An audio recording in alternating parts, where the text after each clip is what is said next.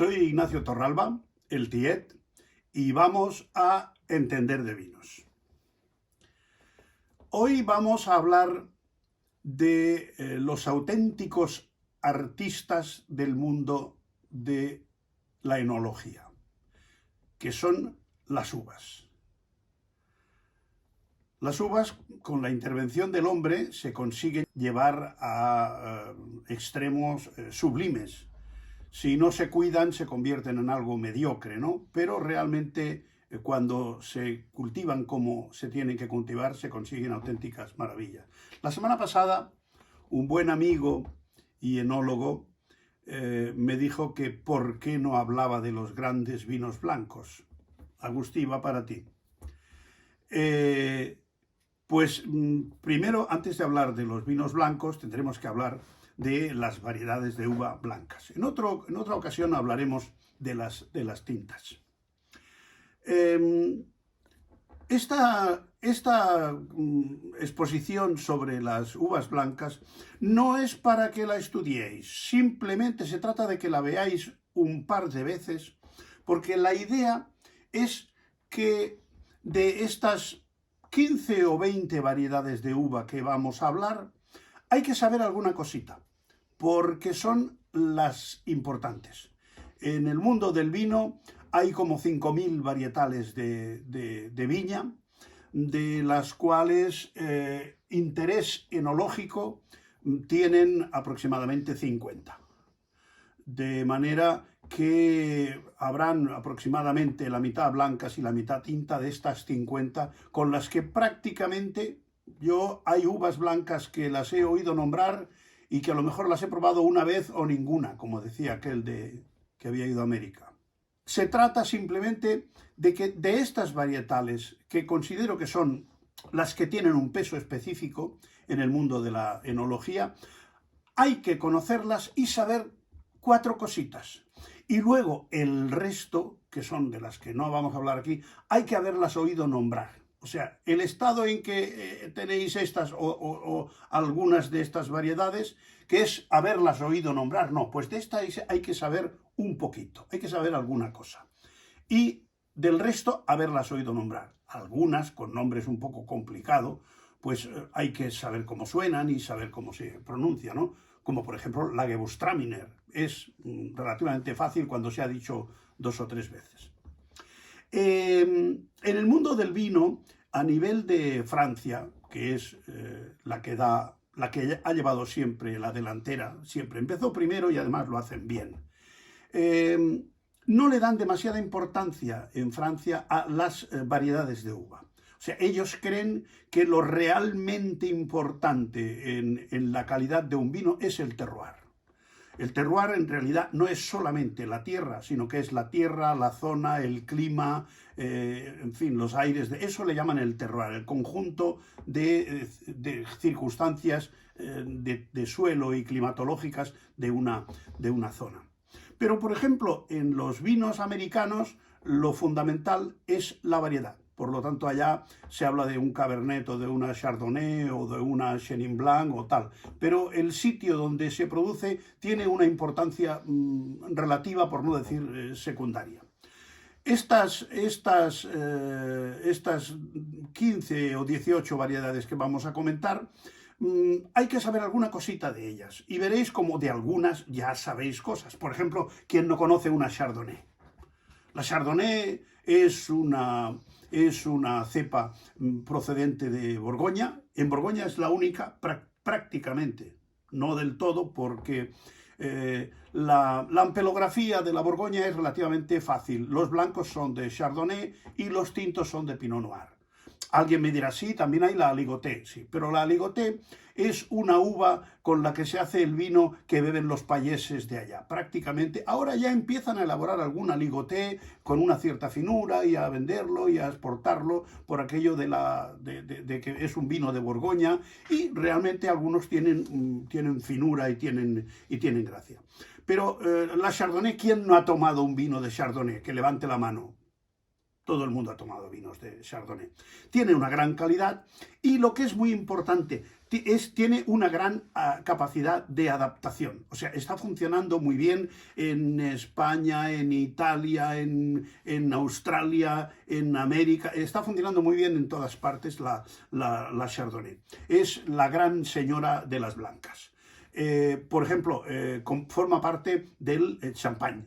El champán tiene, como sabéis, dos uvas tintas, que son Pinot Noir y Pinot Meunier, y después tiene la Chardonnay, en diferentes proporciones según la bodega de la que estemos hablando. Pero cuando hay un champán que está hecho exclusivamente con Chardonnay, entonces se dice que es un Blanc de Blancs. Es donde tiene sentido nombrar Blanc de Blanc a otro vino en otra zona de uva blanca no tiene demasiado sentido, porque allá normalmente los blancs son de noirs. Las notas de cata de la Chardonnay también hay que saberlas, porque cuando probemos una uva Chardonnay tenemos que ir a buscar en el fichero esas notas de fruta tropical, notas de mantequilla, de miel, de frutos secos, se nota la avellana. Entonces, para ver si un Chardonnay es auténtico Chardonnay, si es lo que se dice franco, hay que ver si tiene alguna de estas notas. Porque de esta manera veremos que es un Chardonnay ya con cierto carácter, sobre todo que no es de viña muy joven. Los vinos en general, cuando la viña es muy joven y es la primera, segunda, tercera añada, no suelen tener demasiado carácter varietal. Son vinos un poquito desvaídos, no tienen las características propias de la uva muy marcadas, muy definidas. La segunda es la Sauvignon Blanc. Sauvignon Blanc es una uva blanca que junto con la Chenin Blanc forma parte hace los grandes vinos de la zona del Loire, de la zona noroeste de Francia. Tiene notas de flores blancas, de fruta blanca tropical, notas de mango, de cítricos, unas notas minerales que se definen en cata como notas de pedernal, y una nota que llama mucho la atención y que por la que se distingue muy bien a la Chenin Blanc, a la Sauvignon Blanc, es las notas de hoja de higuera. Cuando se nota ese toquecito astringente en la nariz de hoja de higuera, eso es casi con toda seguridad una Sauvignon Blanc. Desde luego es muy floral, muy floral. En los grandes vinos de Borgoña, los grandes, la uva Chardonnay, dicen los expertos que puede dar incluso notas de pis de gato. Es una anotación olfativa muy sofisticada.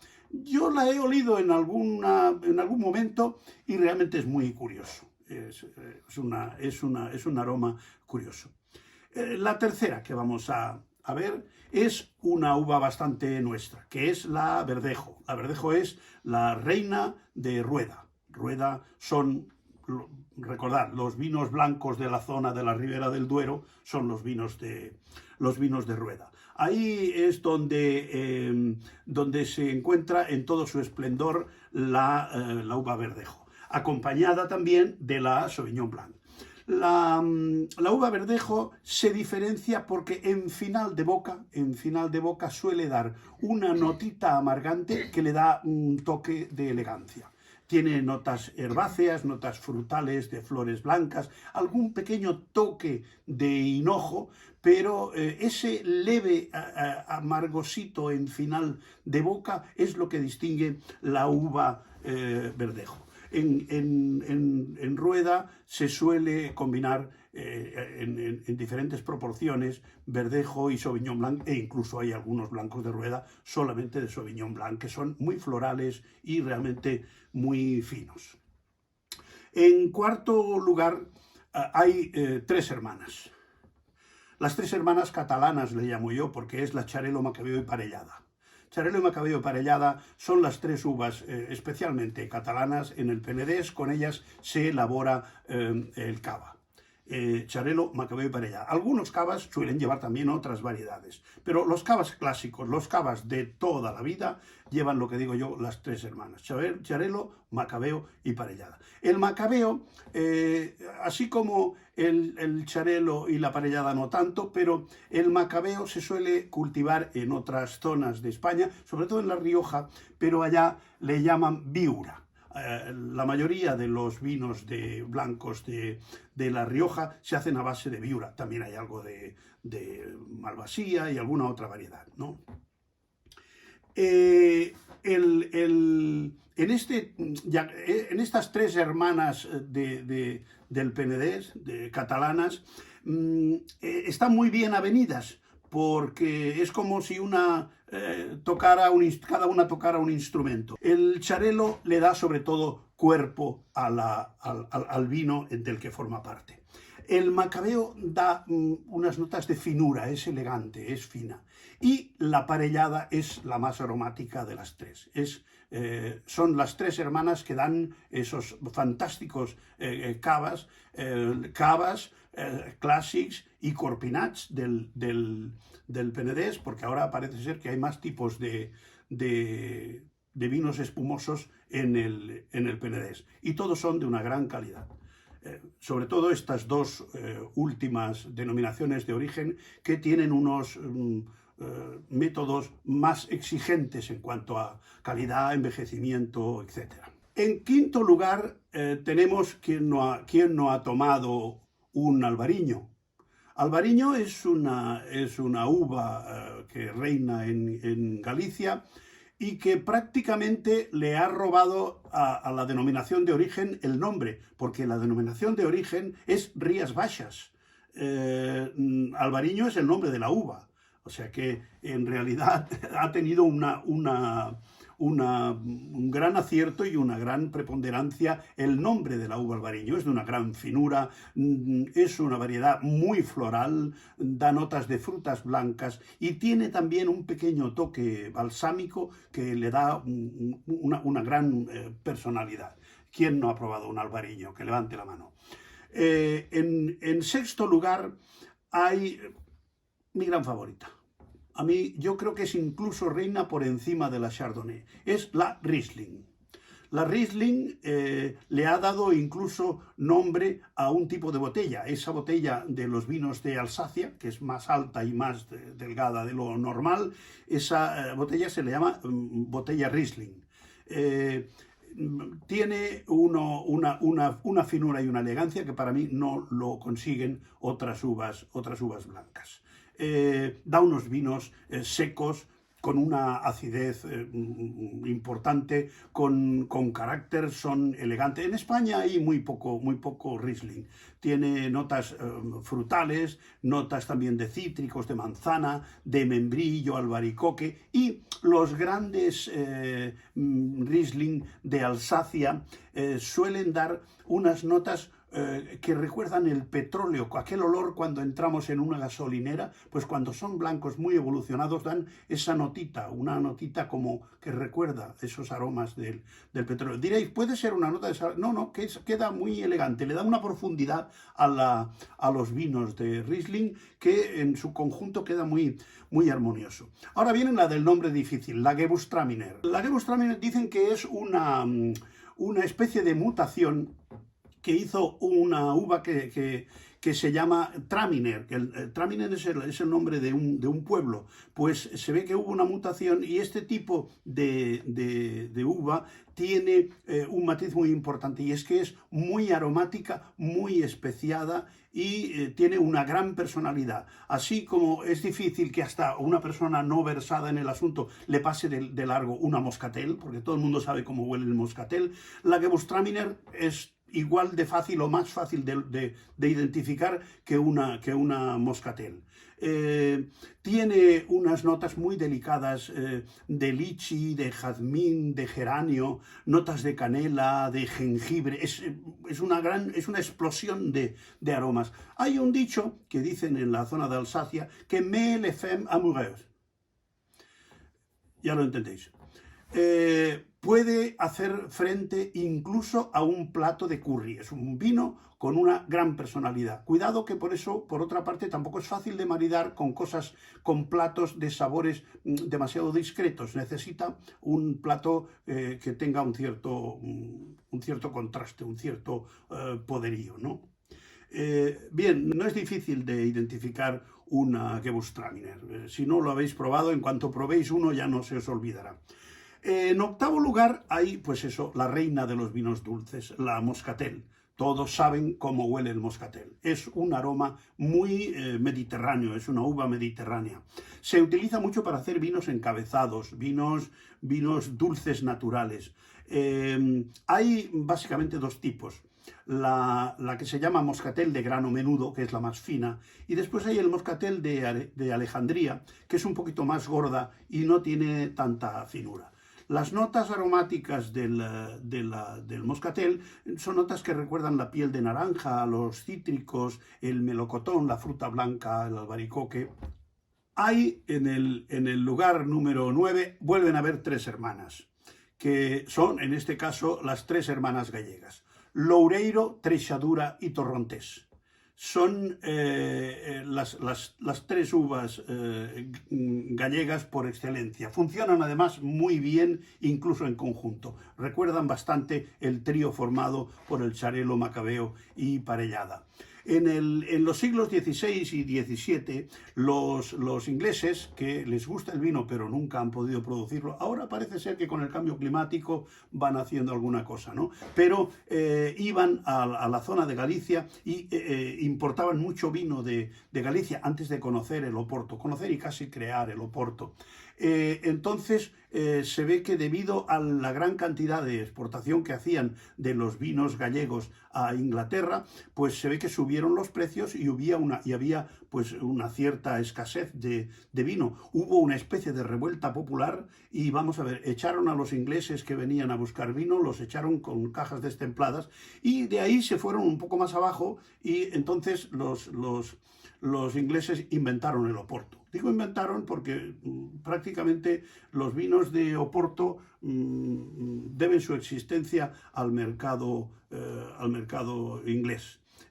Estas tres hermanas, la Loureiro, Treixadura y Torrontés, tienen que sonar, tienen que ser, porque son bastante frecuentes. Son uvas que en conjunto tienen notas herbáceas, notas de laurel, notas de pera, notas de manzana, cítricos, balsámicos, notas florales. Son uvas de una gran finura y de una gran expresión. Cuando las has probado, las identificas con una cierta facilidad. Luego hay otra que es, yo diría, la gran señora del noroeste, que es la Godello. La Godello se da bien en Galicia, en el Bierzo, en Valdeorras, tiene una gran calidad y tiene un gran carácter. Es una uva que produce vinos muy glicéricos y es mucho más resistente que el albariño. Entonces es más, desde el punto de vista de plagas y tal, es mucho más resistente. Es una uva floral, frutal, balsámica, tiene unas notas en final de boca que recuerdan un poco el eucaliptus, una nota, un pelín que tira hacia balsámica. En el siguiente lugar hay otra uva que es esta sí que es la reina mundial, sobre todo por cantidad, es la Airén. Airén es la uva por excelencia de La Mancha, estamos hablando siempre de uvas blancas, de La Mancha. Es la más abundante de España y la más abundante del mundo. O sea, es la uva que ha funcionado mejor en todos los sitios donde ha estado.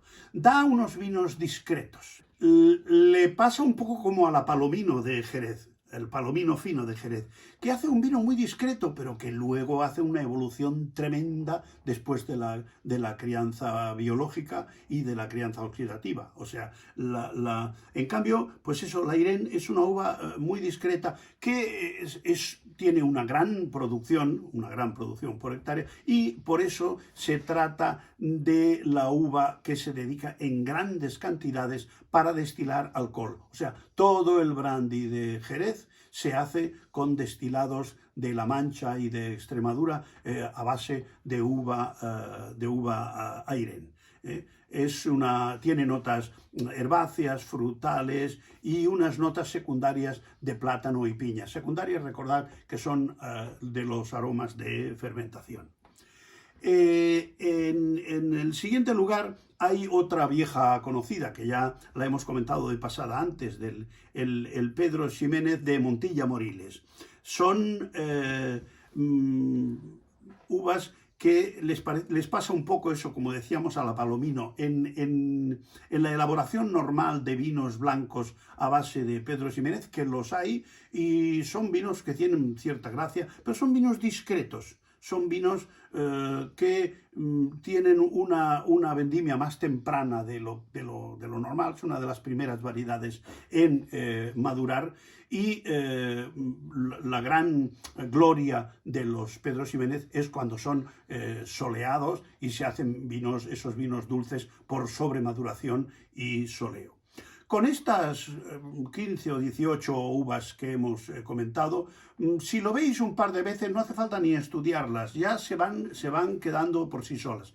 Y luego pues hay 8 o 10 variedades más, de las que algunas de ellas me parece que las he probado una o ninguna, como la Semillon, la Viognier, la Chenin Blanc, la Fourmin, la Pinot Gris, que hay que haberlas oído nombrar, pero tampoco hace falta saber mayores cosas sobre ellas. Recordad tres o cuatro cositas de cada una de estas uvas y tendréis un dominio bastante regular de lo que son las variedades blancas. Por lo tanto, con esto y un bizcocho hasta el sábado a las 8. Mira, es a las 8 cuando se cuelgan los vídeos. Sobre todo, levantaros temprano, porque a esa hora los vídeos están más fresquitos, recién puestos,